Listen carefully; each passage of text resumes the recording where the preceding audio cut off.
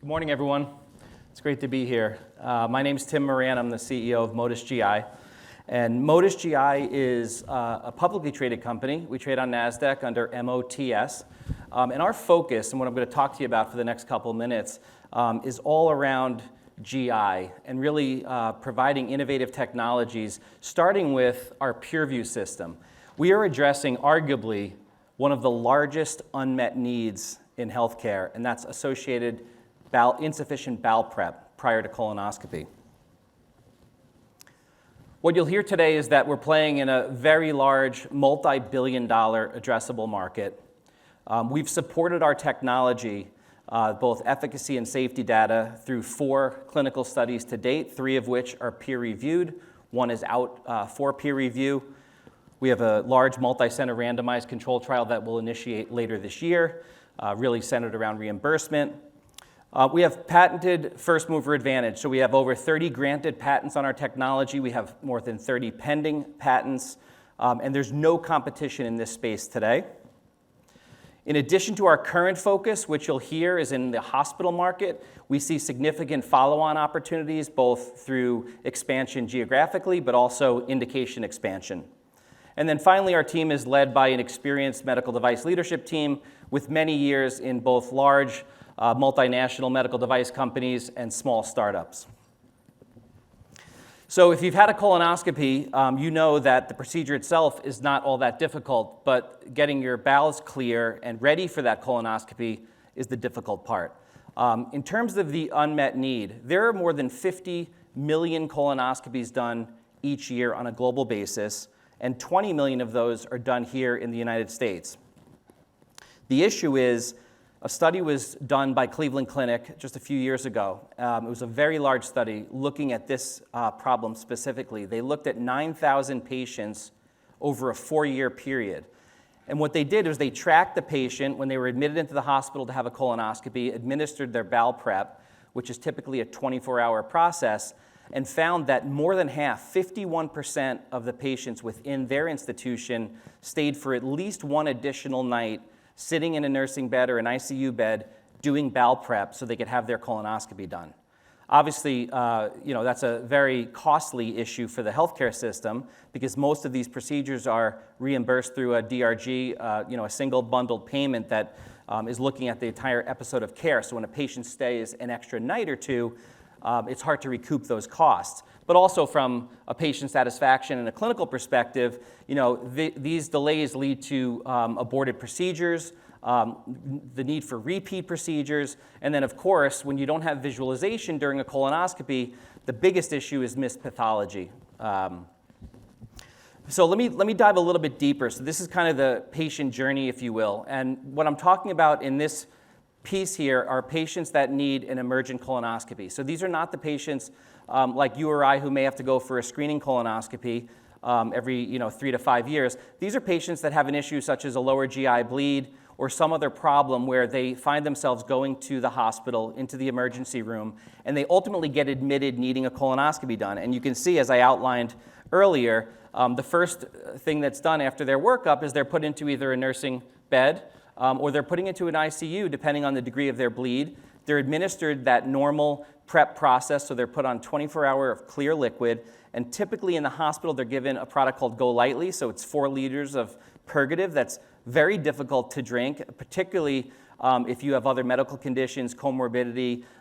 These patients oftentimes can't even lift a glass up to drink 8 ounces, no less 4 liters in a 24-hour period, which is all playing the role in this pain point of them not being ready to have their colonoscopy done on time. That's where we come in, and that's where we believe that we can disrupt this significant unmet need. So we have a product called Pureview, and I'm happy to say that about 4 weeks ago, we received FDA clearance of our 3rd generation of this system, Pureview EVS. You see the picture here on the left side of the slide. It's a razor blade model. It's driven by a small piece of capital equipment that really drives all of the pump technology. And then on the other side of the screen, we have a single-use disposable sleeve. This sleeve fits over the colonoscopes that are used in the market. So Olympus, obviously a very large player in that space, Pentax and Fuji kind of round out that market. Regardless of which colonoscope you're using, Our single-use disposable sleeve fits over that and really gives the physician then the power to complete their exam. You see that there's 5 water jets that are at the head of the distal tip of our sleeve, and then a very large suction channel that allows them to pull debris out of the colon. I'm going to show you a few pictures in a moment. What's really nice about this device and the way we've designed it is it doesn't interrupt the traditional workflow. So the physician's doing their normal colonoscopy, now just having the power to clean and evacuate debris from the colon, but also it doesn't interfere with the working channel of the scope. You see in the center of that black section of the picture, the working channel is obviously where the physician would want to use tools to go down and do polypectomies and other procedures. So we're not interfering with any of that, whereas as a matter of fact, we're giving them visualization and allowing them to do their work at the same time. So I talked about the technology. So it's very simple, yet sophisticated, right? You have to be very careful when you're cleaning the colon that you don't cause any damage to the mucosa, abrupt the colon wall. So some of the things that we've built into this technology that allow us to do this both quickly and safely are our pulse vortex irrigation. So you see a picture there. We're basically taking a mixture of water and air and pulsing it into the colon when the physician steps on the foot pedal, allowing them to clean about 15 centimeters of the colon at a time. So they're able to do this very quickly, and it almost creates a washing machine effect where it's scrubbing the wall of the colon, getting adherent films off the wall of the colon, and then providing kind of pristine visualization of the colon wall, where they can then identify, is there a polyp, a flat sessile polyp that oftentimes can be very difficult to identify if there's any type of debris covering it. On the other side of the slide, you see our SmartSense suction. So not only are we providing them with significant suction capacity, but also we've built Smart Sensor into this suction capability. So as the system is pulling debris out of the colon, if it senses that a clog is forming, it'll automatically purge itself back out into the pulse vortex irrigation, breaking up that debris further, and then simultaneously sucking out of the colon. So this is all happening seamlessly without any intervention from the physician or from the technician. You saw dirty ears and clean ears. Now you get to see dirty colons and clean colons. So you're happy you chose track 2 today. But at the end of the day, this is all about, it's not about cleaning colons, it's about providing visualization. So on-demand visualization to disrupt a problem that has existed for since colonoscopy was started, right? And these are real long-reaching issues if you think about missed pathology because the physician can't see all 3 segments of the colon. How we price our system today is the capital equipment is sold at $75,000. We don't view ourselves as a capital company. We're all about driving this procedure and the uptake of our disposable sleeve. So we have various programs in order to acquire the capital. Of course, an outright purchase. We have a leasing partner. We also do bundled agreements and rental programs.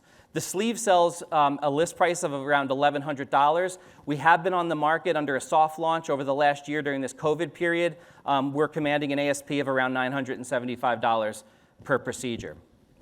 In the US, we talked about on that first slide the 20 million colonoscopies that are done each year. If you segment that down further, the urgent colonoscopy, so the patients that arrive at a hospital and have to have this done, there's about 1.5 million procedures done each year in the US. So if you look at a pricing of our system and you think about that type of volume, we believe that initially here in the hospital market, we can build a very compelling company with significant revenue growth over the next few years.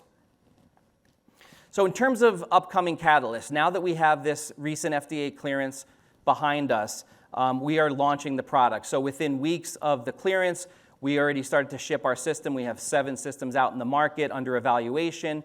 Obviously, existing customers that were on our previous generation or the first that we've upgraded, but the feedback has been tremendous. Really, what we've done from our Gen 2 device to the current Pureview EVS has all been around ease of use. So how can we make the device simpler for the physician in terms of navigating through the colon? And we did that on a redesign of this disposable sleeve. And how can we make the device easier to get it set up and ready to use prior to the case for the techs and the nurses that are involved with that? And I think we've really hit the mark with this new design. Obviously, during COVID, we had to navigate through the stops and starts in the market, right? Access issues to hospitals. We believe now that the path ahead is clearing. We've already doubled the size of our sales force, so we've had 3 salespeople over the last 18 months. We already now have 6 reps, and we'll continue to grow as we see the leading indicators come in this year with uptake of the device. I mentioned an upcoming clinical study that we will provide more context to over the next few quarters. This is a multi-center randomized control trial that's really looking at not the studies that we've done to date, which show our device works and provides a high level of visualization compared to the current standard, but when you get that visualization, what does that then enable? Can the physician detect more adenomas or lesions compared to the standard of care today?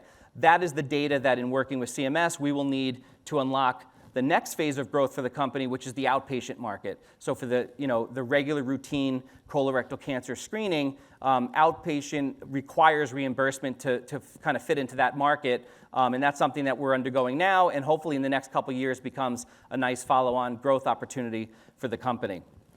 And then finally, I mentioned opportunities for expansion. I mean, clearly we're focused today as a smaller company on the United States as our beachhead. Clearly, there's geographic expansion. We're having dialogue with other strategics in terms of, how do we attack Europe and Asia. As a small company, we don't have the resources to do that today, but there are others where this product, we think, fits nicely into their engine.